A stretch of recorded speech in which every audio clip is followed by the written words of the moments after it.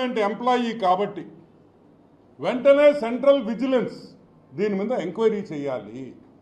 విజయసాయి రెడ్డి దగ్గర, విజయసాయి రెడ్డి ఇంట్లో Google takeout ద్వారా ఇతను నిజంగా మదన్ మోహన్ గారు అక్కడికి వెళ్ళారా లేదా, ఆయన చెప్పిన టైంలో ఆయన ఆ ఇంటికి వెళ్ళాడా లేదా, ఆయన అక్కడి నుంచి వైజాగ్ వచ్చాడా లేదా అనే పూర్తి విషయాలు ఈ ఎంక్వైరీ చేస్తే బయటకు వస్తాయి.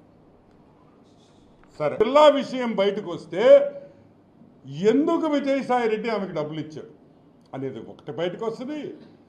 ఏమేమి పనులు చేయించుకున్నారో వైజాగ్లో, ఏ ఏ ల్యాండ్స్ దొంగతనం చేశారనే విషయం కూడా అన్నీ కూడా బయటకు వస్తాయి. సో వెంటనే దీని మీద మనం విజిలెన్స్ ఎంక్వైరీ మనం అడుగుతున్నాం.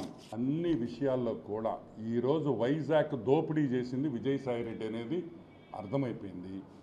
1,60,00,000 ఇచ్చిన ఒక మెంబర్ ఆఫ్ పార్లమెంట్, చెప్తుండేది ఒక సెంట్రల్ గవర్నమెంట్ ఎంప్లాయీ, ఒక మెంబర్ ఆఫ్ పార్లమెంటు 1,60,00,000 రూపాయలు ఒక సెంట్రల్ గవర్నమెంట్ ఎంప్లాయీకి ఇచ్చాడంటే అతను వెంటనే అరెస్ట్ చేయాలి. సిబిఐ ఎంక్వైరీ అడుగుతున్నాం.